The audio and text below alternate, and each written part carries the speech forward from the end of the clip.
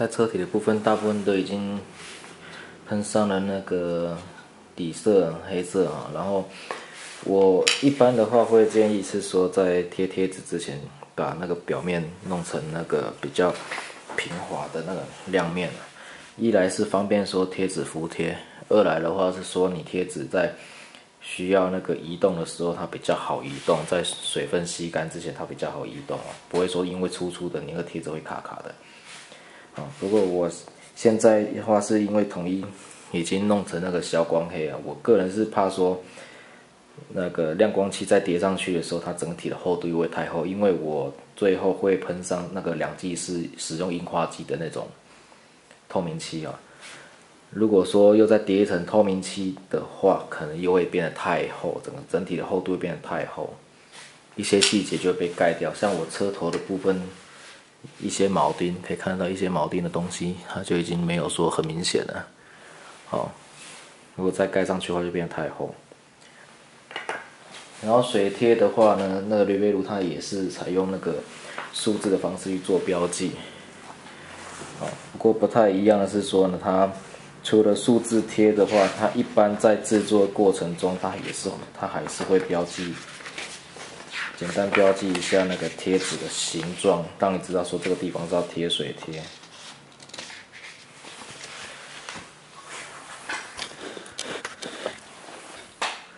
像这边这个座舱这一页，它让你知道这边是要贴水贴，然后指示标记的位置跟该区块的左上角这边会显示一个那个要贴水贴的那个一个符号出来。好，因为现在贴水贴的时候，现在1月在做这个影片的时候是1月哈，其实气候上来讲算有点小冷，会建议是说泡水贴的贴纸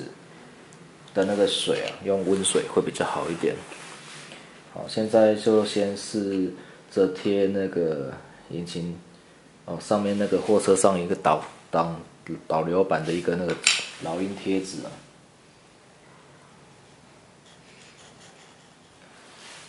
一般水贴它那个厂商盒子啊，刚打开你会发现到有一张白色的那个纸哦。其实这种纸呢，它那个你如果说是要让水贴保存的久一点的话，这个纸要尽量保留。然后它是贴在那个贴纸的表面上面了。它主要是说怕防尘，二来是那个纸它有吸水器的功能，也是一个防潮。然后你如果说使用那个密封袋的话，也是建议说用那张纸也是夹在一起的话，比较可以避免说万一密封袋在密封过程没有做好的话，水贴很可能会粘在袋子里面。好，先沾水，然后等它干。然后另外顺便接一下另外那2条，3跟32。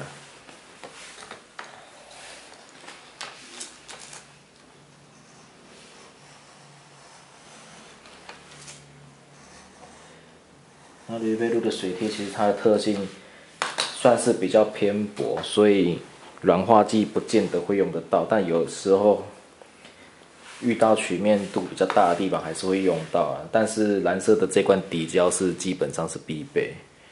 因为它本身的背胶的含量并不会很高。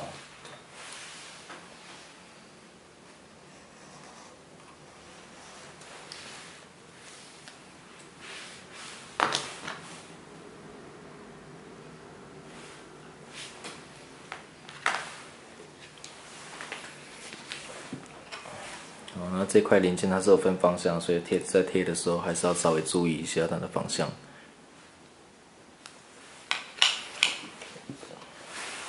先稍微试一下看贴纸浮动了没有。当用手轻轻可以滑动，这是一个正常的现象，它就表示贴纸可以使用了。现在要贴的位置上一点底胶。底胶不适合使用太多，因为你没有擦拭干净的话，它会留下白白的残胶。它残胶其实要处理并不是很方便。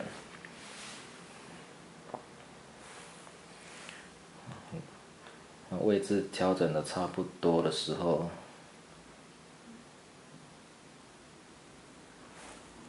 好，再来用那个棉花棒把空气跟多余的那个水还有胶水去除。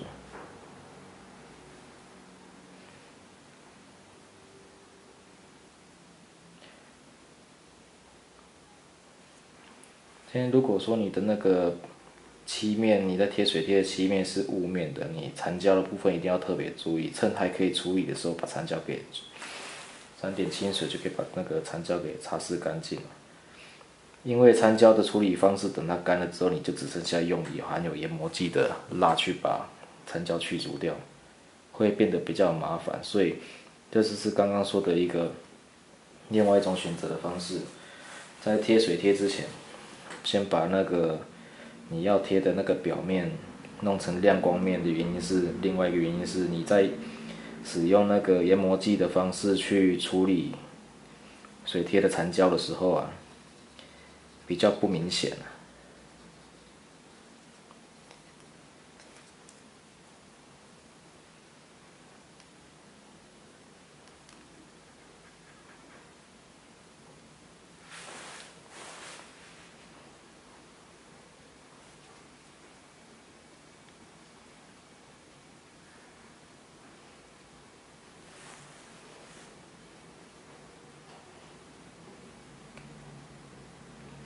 像这样子看似已经都把水分给吸干了，其实它在那个贴纸下面还是有含少量的水汽啊。所以基本上你如果说贴纸刚贴完，我会建议说放个1-2天，让贴纸的水汽正确定已经都挥发掉的时候，再来去上那个保护漆、透明漆的一个动作。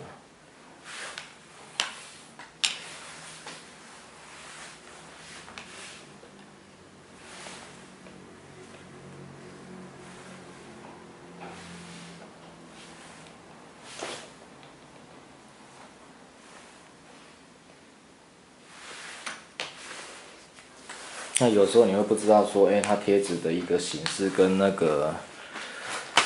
贴的位置该怎么去分的话，它蛮多系列的合绘就都是其实这个就是实际的模型做出来的成品啊，不妨可以参考一下。像上面的话就比较浅色的那个黄色是两边朝外的，有的比对之后再去贴，比较不会搞错方向。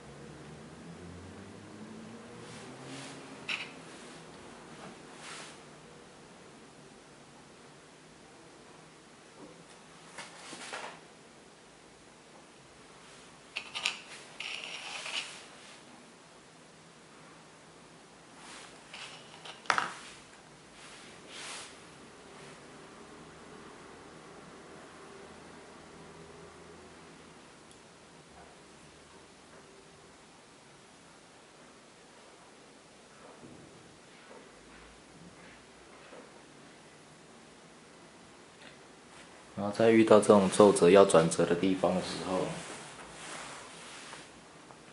记得一定要先将那个不容易滑动的那个大面积平面的地方先定位了之后，你再去抹那个软化剂。软化剂之前也是要注意那个背胶的状况，上一点软化剂。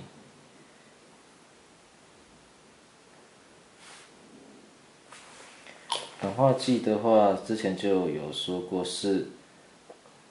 要看那个不同的那个模型的产品有的真的是不能泡，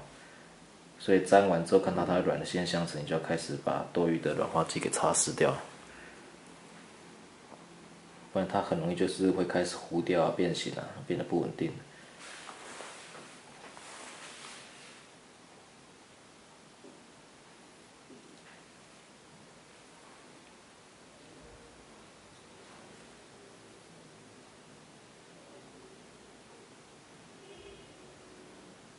然后把里面的空气推干，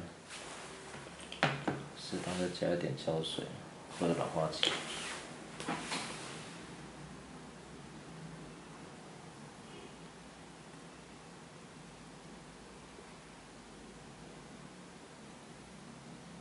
像用棉花棒压零件的时候，就是加贴纸的时候，就是要用滚的，慢慢的把那个水贴可以卷到它可以服帖为止。